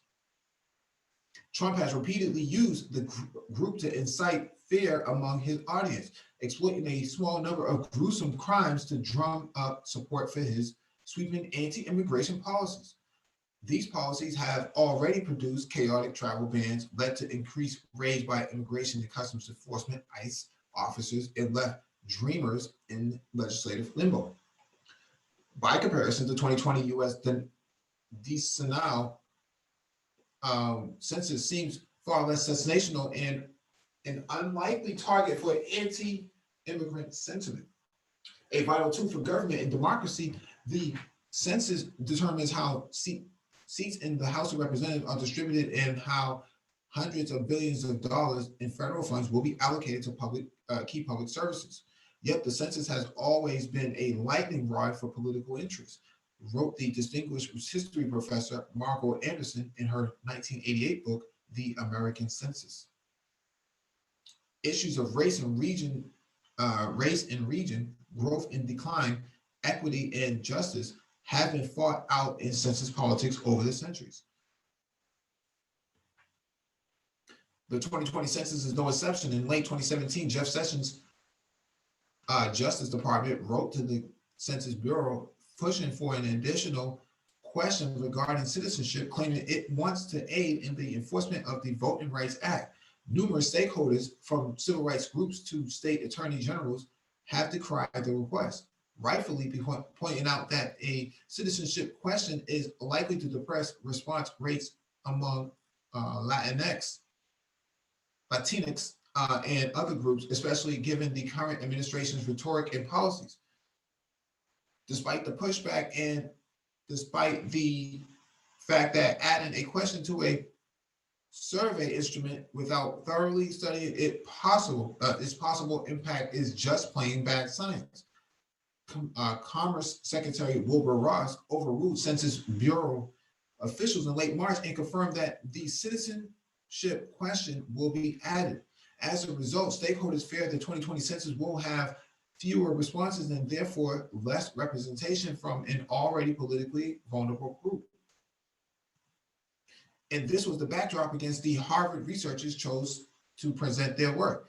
Fear-mongering rhetoric, anti-immigrant policy, and increased targeting of marginalized communities by immigration and law enforcement. Through their choice of data and farming the question in the way they did, framing the question the way that they did, they inadvertently lent support to the kind of harmful anti-immigrant representations already damaging Latinx communities across the country.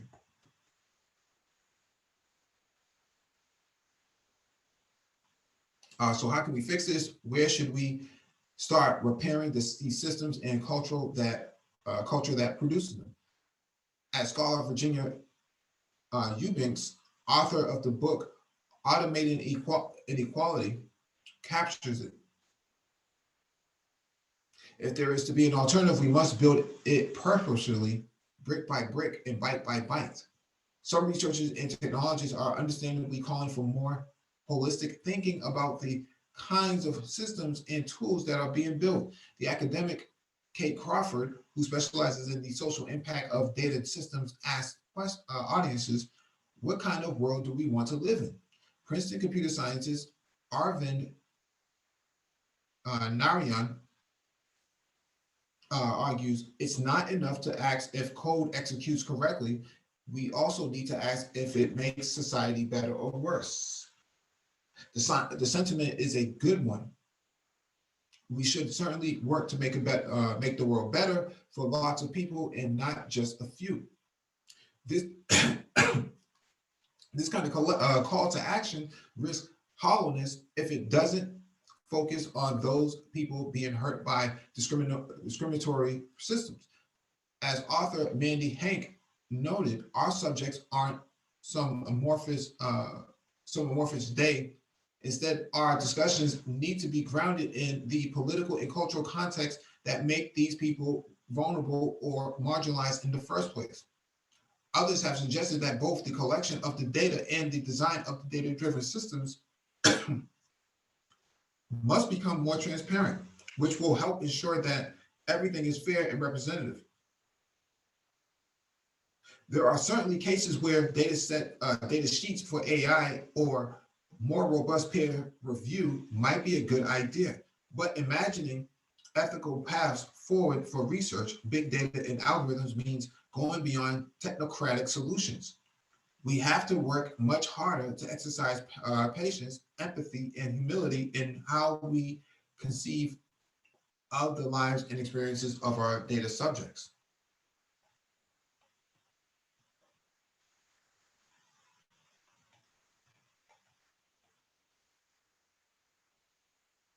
So this is actually a really good article.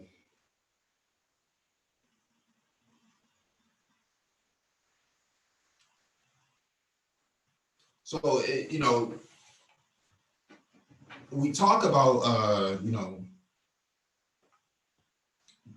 this sort of perspective of creating smart cities and things of that nature. Technologically, they would be good, but ethically, they have their impact, right? So, like the article is saying, the AI has a hard time detecting a Black person and disseminating whether or not they from an animal like a gorilla, or the ability for autonomous vehicles to determine a person on the crosswalk is actually a white person versus a non-white person. When it's a non-white person or a Black person in particular, it just drive through the crosswalk and hit that Black person.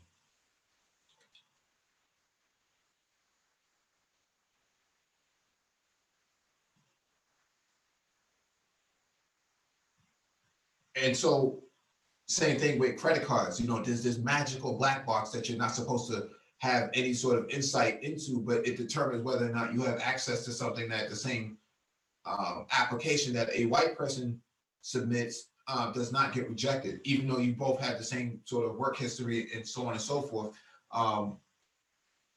A black person gets denied for the same exact loan or the same exact access to credit. And so these sort of black box algorithms is exactly where the problem is. I think that there needs to be a ethical board set up for digital transformation and digital peer review. And that's how you kind of have technocratic staff that can actually look at this and say, okay, this is wrong. We need to make some changes here, or we need to throw this whole thing out. This should be banned because they shouldn't be able to write lines of code and not have an explanation as to what the impact is on the victims in the process.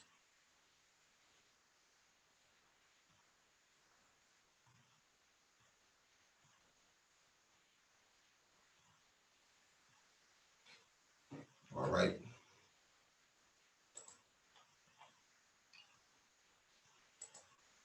All right, shalom, everyone.